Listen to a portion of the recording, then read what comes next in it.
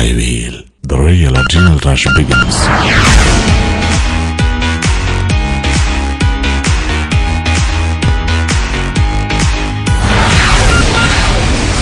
Throttle your dream.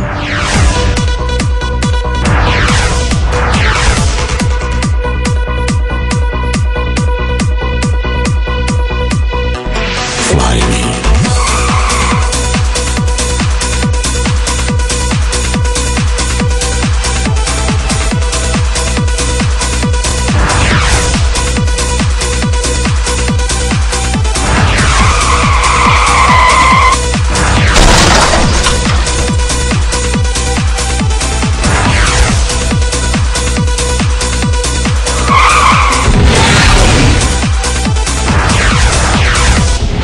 Power of passion. Flywheel. Hello everyone, welcome to Flywheel. ഏതൊരു ക്രൂരനും ഒരു നല്ല മനസ്സുണ്ടാവും. ലോകം കണ്ട ഏറ്റവും വലിയ ക്രൂരനായ അഡോൾഫ് ഹിറ്റ്ലർ പോലും ഒരു നല്ല മനസ്സിന്റെ ഉടമയായിരുന്നു.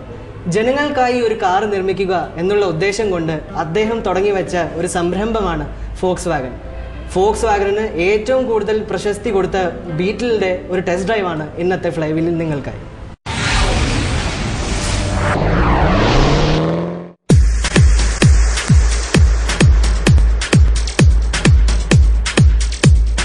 ലോകത്തിൽ ഏറ്റവും അധികം വിൽക്കപ്പെട്ട ഒരു കാർ മോഡലാണ് Fox wagon Beetal.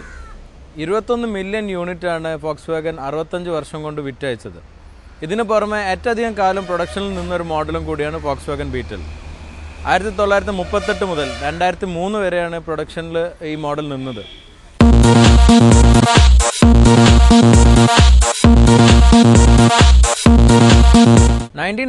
North American international motor ഷോയിലാണ് ആദ്യമായി പുതിയ ബീറ്റിലിന്റെ കോൺസെപ്റ്റ് റിവീൽ ചെയ്തത്.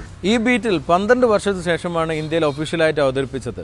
ഇന്ത്യയിൽ ഒഫീഷ്യലായി അവതരിപ്പിച്ച ബീറ്റിലിന്റെ ടെസ്റ്റ് ഡ്രൈവാണ് ഫ്ലൈവീലിലൂടെ നിങ്ങൾക്കായി അവതരിപ്പിക്കുന്നത്.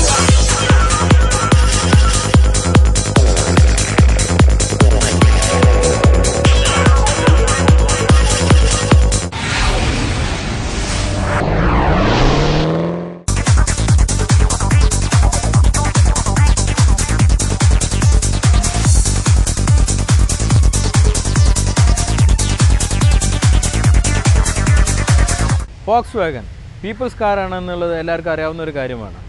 ഹിറ്റ്ലറാണ് ഇതിന് ആദ്യമായിട്ട് ഐഡിയ കൊടുത്തിട്ടുള്ളത്.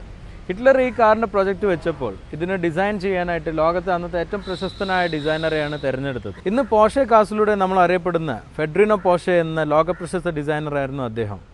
ടൈപ്പ് 1 ബീറ്റിൽ അന്ന് അദ്ദേഹമായിരുന്നു ഡിസൈൻ ചെയ്തത്.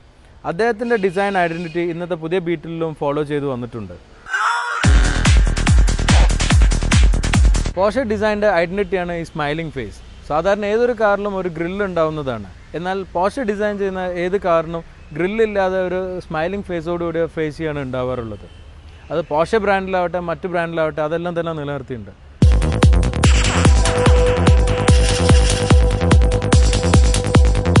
പോർഷെ ആദ്യം ഡിസൈൻ ചെയ്തിട്ടുള്ള ടൈപ്പ് 1 ബീറ്റിലിനെ വന്നിട്ടുള്ള അതേ ഫേസ് തന്നെയാണ് പുതിയ ബീറ്റിൽ നിലനിർത്തിയിട്ടുള്ളത്. ഇതിന് കിട്ടിയ ഒരു അപ്രൂവലായിട്ടാണ് ഞാൻ കാണുന്നത്. കാരണം നമുക്ക് ഈ ഒരു ഡിസൈൻ നിലനിർത്താനും ഇതിനൊരു റെട്രോ ഒരു ഫീല് കൊടുക്കാനും കമ്പനിക്ക് സാധിച്ചിട്ടുണ്ട്. കാരണം ആദ്യം വന്ന ടൈപ്പ് 1 ബീറ്റിലിൻ്റെ അതേ ഒരു ഡിസൈൻ ലാംഗ്വേജ് തന്നെയാണ് ഇതിൽ ഫോളോ ചെയ്തിട്ടുള്ളത്. എന്നാൽ ഇതിൽ വന്നിട്ട് ഡിസൈൻ ലൈൻസ് കുറേ സിമ്പിളും പിന്നെ ഒരു എന്താ പറയുക റൗണ്ട് ഷേപ്പ് കൊടുത്തതും എല്ലാം തന്നെ ഇതിൻ്റെ ഒരു റെട്രോ ഡിസൈനായിട്ട് നമുക്ക് ഫീൽ ചെയ്യുന്നുണ്ട്. ഓൾ ടുഗദർ ഈ ഒരു ബീറ്റിൽ നമുക്ക് ഇന്നും ഒരു ഫാൻസി കാർ ആയിട്ട് തന്നെ നിലനിൽക്കും. It's like A living classic.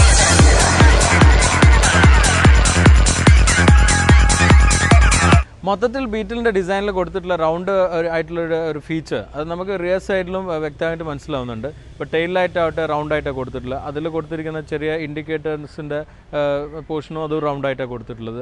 പിന്നെ ഈ ഫ്യൂവലിൻ്റെ ക്യാപ്പ് അത് റൗണ്ടാണ് കൊടുത്തിരിക്കുന്നത്. പക്ഷേ റിയർ പോർഷനിൽ വന്നിട്ടുള്ള വലിയൊരു മാറ്റം എന്ന് പറയുന്നത് നേരത്തെ പറഞ്ഞ പോലെ ഇതിൽ റിയർ എഞ്ചിൻ അല്ല എന്നുള്ളതാണ്.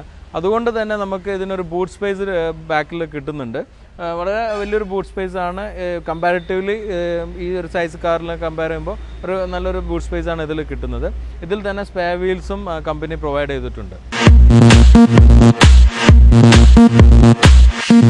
ടയേഴ്സ് മാത്രമല്ല ബീറ്റിൽ റൗണ്ട് ആയിട്ടുള്ളത്. മൊത്തം ഡിസൈൻ ഫീച്ചേഴ്സും എലമെൻസും എല്ലാം തന്നെ റൗണ്ടായിട്ടാണ് ഡിസൈനേഴ്സ് കൊടുത്തിട്ടുള്ളത്.